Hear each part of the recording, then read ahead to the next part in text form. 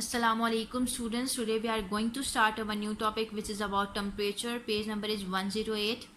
Okay बेटा, जिससे आप लोग लेंथ मेजर करते हो, वेट मेजर करते हो, टाइम मेजर करते हो, एंगल्स मेजर करते हो, इसी तरह हम लोग टेम्परेचर को भी मेजर करते हैं. ठीक है, उसके लिए हम लोग एक स्पेशल इंस्ट्रूमेंट यूज करते हैं जिसको हम थर्मामीटर कहते हैं. ठीक है, what is a thermometer?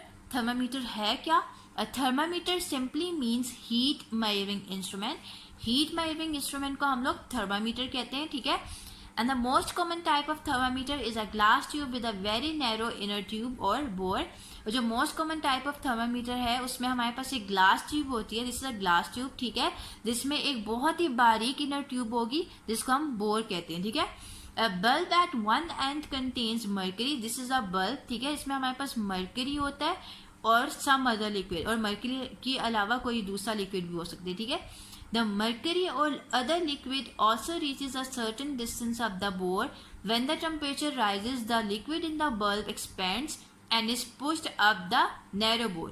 Okay बेटा, जब आपका टेम्परेचर राइज करता है ना, सो जो लिक्विड होता है इस बल्ब में वो एक्सपेंड कर जाता है and then is push up the narrow bore. ठीक है, एंड देन जब आपका टेम्परेचर फॉल करता है तो ये जो लिक्विड है वो कॉन्ट्रैक्ट कर जाता है and then it push down the board. ठीक है, if you look carefully at the thermometer you will see a series of tiny numbers marked along its glass tube.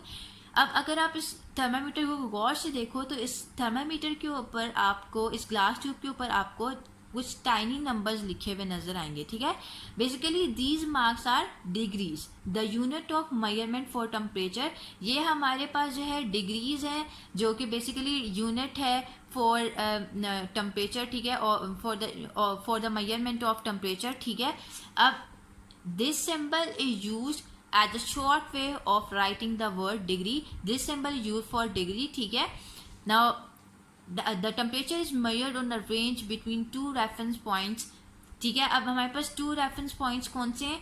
एक तो मेल्टिंग पॉइंट ऑफ आइस है. ठीक है, and second क्या है जिसको हम फ्रीजिंग पॉइंट भी बोलते हैं, एंड सेकंड क्या है? The boiling point of water. ठीक है, अब यहाँ पे देखिएगा, note a degree measures angles too. ठीक है, अब एंगल्स के लिए भी तो हम लोग डिग्री यूज करते हैं ना, उसके लिए भी हम लोग यही सिंबल यूज करेंगे. ठीक है, two different temperature scales are in common use today. अब टू डिफरेंट टेम्परेचर स्केल्स हमारे पास है, एक तो फ़ारेनहाइट स्केल होता है और एक सेल्सियस स्केल होता है. ठीक है, the Fahrenheit scale, this is named after a German scientist G Fahrenheit. इसका नेम जो है एक जर्मन साइंटिस्ट पे रखा गया जिसका नेम था जी फ़ारेनहाइट. ठीक है, it has the melting point of ice at 32 degrees.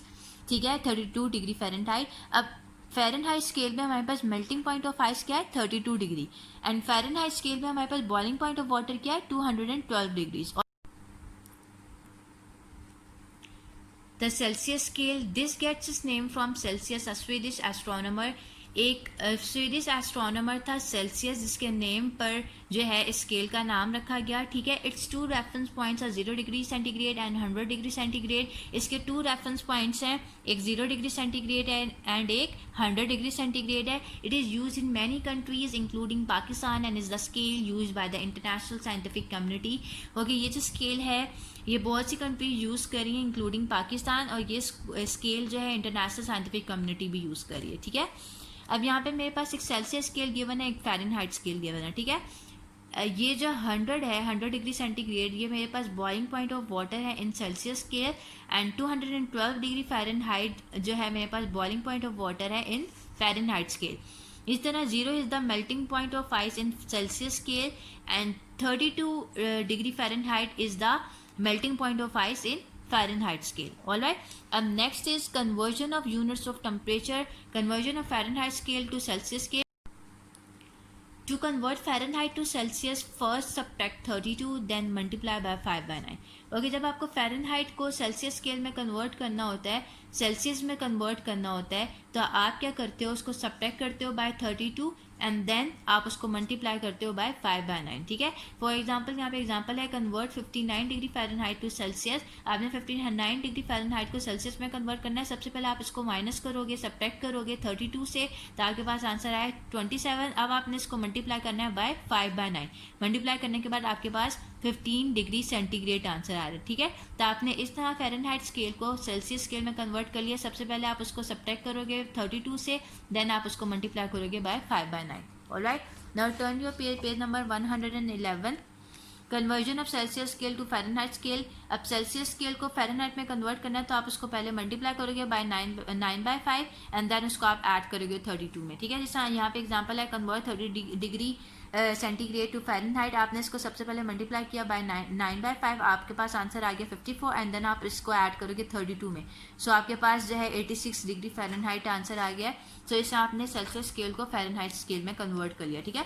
Formula for conversion, ये फॉर्मूलाज आप लोग के पास हैं कन्वर्जन के लिए। सेंटीग्रेड में कन्वर्ट करने के लिए आपने फ़ारेनहाइट से जो है माइनस करना होता है पहले 32 को, देन आप उसको मल्टीप्लाई करते हो 5/9 से, ठीक है। देन आपने जब फ़ारेनहाइट में कन्वर्ट करना होता है तो आप सेल्सियस को मल्टीप्लाई करते हो 9/5 से एंड देन आप उसको ऐड करते हो 32 में। Alright, okay students, so we are done with this topic. Inshallah we will start our new topic in the next session. Till then, Allah Hafiz.